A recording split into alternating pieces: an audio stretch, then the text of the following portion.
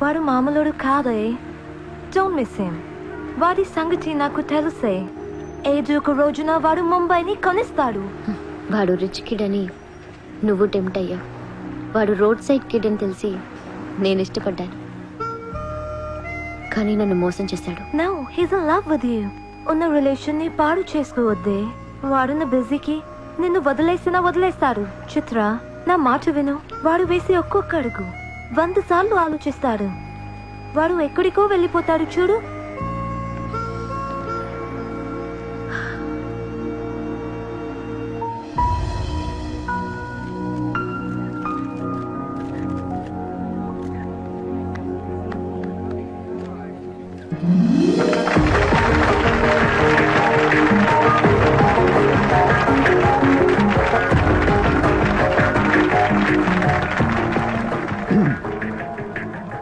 Good evening, ladies and gentlemen.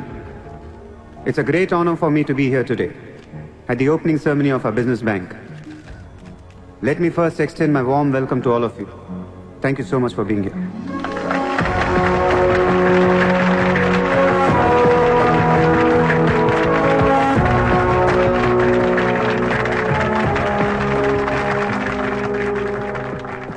अपने देश को आगे ले जाने के लिए, देश की तरक्की के लिए एक युवा सूर्या ने बैंक खोला। मैं तो कहता हूं ऐसा नौजवानों को पॉलिटिक्स में आना चाहिए, तभी तो हमारा देश तरक्की करेगा। मैं इसका बुलंद हौसलों को सलाम करता हूं। ఒకప్పుడు బ్యాంక్ రాబరీ చేసినవాడు ఇప్పుడు బ్యాంక్ పెట్టడం, దానికి నేను చీఫ్ గెస్ట్. బ్లాక్ మనీ దాచుకుంటానికేనా ఇది? అవును సార్, ఇండియాకి స్విస్ బ్యాంక్ లాంటిది సార్. వైట్తో పాటు బ్లాక్ మనీ కూడా దాచుకోవచ్చు. చాలా మందికి డబ్బు ఎక్కడ దాచుకోవాలో తెలియట్లేదు సార్, అందుకే పెట్టాను. అంతేకాదు మిస్టర్ సూర్య, ఈ రోజు ముంబై పోలీస్ అసోసియేషన్ కి 50 lakhs ఫండ్ ఇవ్వడం చాలా ఆనందంగా ఉంది. ఇలాంటి యువశక్తి మన దేశానికి ఫెంటాస్టిక్. పబ్లిక్ సొమ్ము తిరిగి మాకే ఫండ్ ఇస్తున్నావా? మీది మాది కాదు సార్, ఇండియాలో డబ్బు ఉంది, ఎవరికి చేతనైంది అది తీసుకోవటమే సార్. మంచితనానికి రోజులు కాదు సార్ ఇవి. మంచోడిని త్వరగా దేవుడు తీసుకెళ్ళిపోయాడు అంటారు. తీసుకెళ్ళిపోవడం కాదు సార్, ఇక్కడ ఉన్న వాళ్ళందరూ కలిపి పైకి పంపించేస్తారని. మీరు స్ట్రిక్ట్ ఆఫీసరే సార్, కానీ మీ డిపార్ట్మెంట్లో ఎంతమంది మిమ్మల్ని బూతులు తిట్టుకుంటారో తెలుసా సార్? పబ్లిక్ కూడా సార్. ఆఫీసర్లు స్ట్రిక్ట్గా ఉంటే నచ్చరు సార్, లూజ్గా ఉంటే నచ్చుతారు. టు బి ఫ్రాంక్ సూర్య, నిన్ను దగ్గర నుంచి చూస్తుంటే కోపం తగ్గిపోతుంది. ఒక్కొక్కసారి అనిపిస్తుంది నీలాంటోడు నా డిపార్ట్మెంట్లో ఎందుకు లేడా అని. నీలో ఉన్న కసి నేను ఎవరిలోనూ చూడలేదు. But your on the wrong track. No sir, I'm on the right track.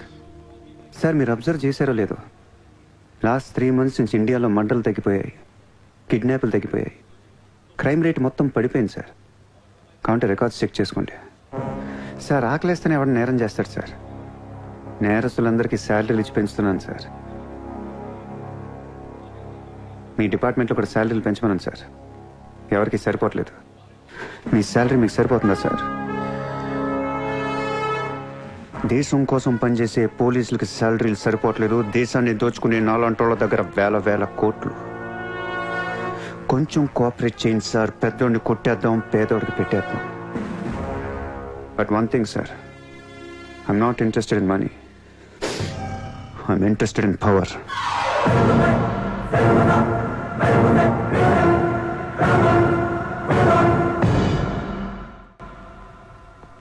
Surya, तुम हमें बहुत पसंद आया। तुमने जिस तरह लालू को सपोर्ट किया हमें बहुत खुशी हुई। నువ్వు ఢిల్లీ ఎప్పుడు వచ్చినా నన్ను కలు. ఢిల్లీ నుంచి నీకేం కావాలన్నా నన్ను అడుగు. నీ ఢిల్లీకేం కావాలి? క్యా? నీకు ఢిల్లీ కావాలా లేదా? ఢిల్లీ మీద ఎక్కి కూర్చోవాలని ఉందా లేదా? బహుత్ హై. క్యా కరేగా తూ? రేపు ఎలక్షన్లో మీ పార్టీయే గెలవాలి, మీరే రూల్ చేయాలి. ఎలక్షన్కి అయ్యే ఖర్చు నేను పెట్టుకుంటాను. ఎంత పెట్టగలవు? ఇండియాలో ఎంపీగా పోటీ చేసే ఏ క్యాండిడేట్ అయినా సరే జేబులోంచి ఒక్క రూపాయి తీయాల్సిన అవసరం లేదు, మొత్తం నేనే ఇస్తా. అసలు నీకు మొత్తం ఇండియాలో ఎన్ని సీట్లు ఉన్నాయో తెలుసా? ఒక్కొక్క సీటుకి ఎంత ఖర్చు అవుతుందో తెలుసా? యావరేజ్ ఒక్కొక్క సీటుకి 20 కోట్లు ఖర్చు పెట్టినా 10,000 కోట్లు అవుద్ది. ఇష్టం మాట్లాడతావేంటి? అసలు మైండ్ ఉంది నీకు. లాస్ట్ టైం ఒక అహ్మదాబాద్ లోనే 60 కోట్లు ఖర్చయింది, జైపూర్ 25, జైసల్మేర్ 35, జబల్పూర్, కాన్పూర్, కోల్కతా, హైదరాబాద్, చెన్నై, రాజ్కోట్, పనాజీ, నాసిక్, బెంగళూరు, కొచ్చి, కొల్లం, ఉడిపి, ఇలా దోల్ తీర్పై సెంటర్లు ఎన్నో ఉన్నాయి. అంతా చండీగఢ్, ఛత్తీస్గఢ్ లెక్కలు చెప్తావేంటి? మొన్న ఒక కడపకే 250 కోట్లు ఖర్చయింది. అన్నిసార్లు ఓటు 500 దొరకదు, కొన్నిసార్లు 5,000 కూడా పెట్టాల్సి వస్తుంది. ప్రాణం పోయినా సీటు కావాల్సిన సెంటర్లు కొన్ని ఉంటాయి. అక్కడ ఎంత ఖర్చు అవుద్దో ఎవ్వడికి తెలియదు.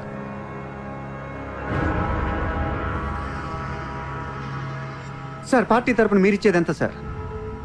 వాళ్ళు పర్సనల్గా ఎంత ఖర్చు పెడతారో తెలుసా సార్? ఎలక్షన్ ముందు 2 ఏళ్ల నుంచి జనాన్ని మేపటానికి ఇల్లు వాకిళ్ళు అమ్మేసుకుని ఉంటారు సార్. లాస్ట్ టైం ఎలక్షన్కి 25,000 కోట్లయింది. ఇప్పుడు ఖర్చులు పెరిగాయి కాబట్టి ఇంకో పావులా వేసుకుందాం. ఈసారి ఎలక్షన్కి 35,000 కోట్లు అవుతుంది, మొత్తం నేనే ఇస్తా.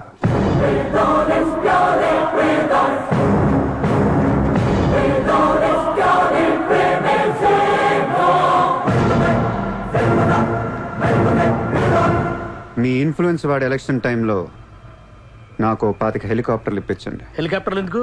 డబ్బులు పంచడానికి రా ఎర్రి.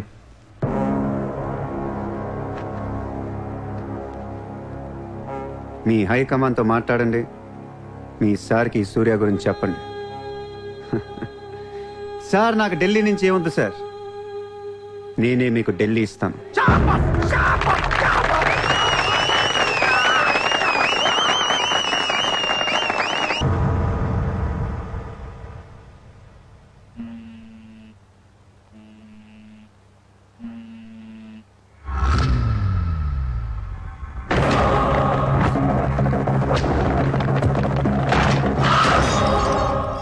మీ నాన్న ఎక్కడ?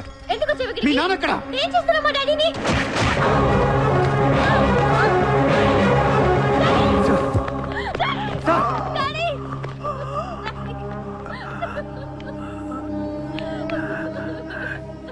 జయదేవ్, జయదేవ్, వదలొద్దు, వదలు.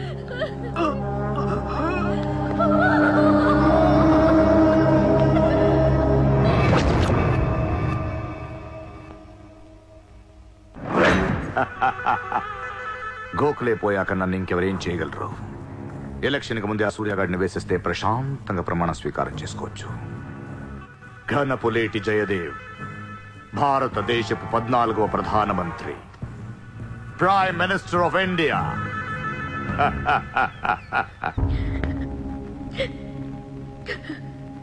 నేను నీలాగే ఏడ్చాను.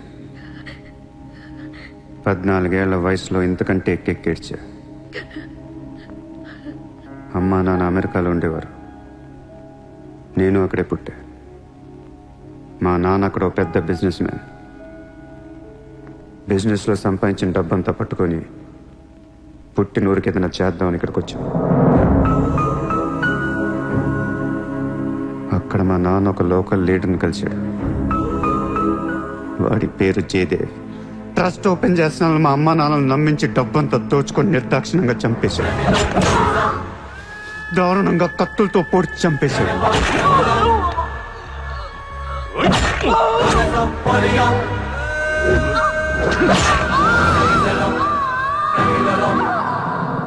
కాకి బట్టలేసుకున్న ప్రతి వాడి కాళ్ళు చేతులు పట్టుకొని బతిమాలను. ఎవ్వడు నన్ను పట్టించుకోలేదు. ఏ దేవుడు నా కోసం రాలేదు. చెప్తే వినపడదా? ఇక్కడే పడి ఏడుస్తావేంటి?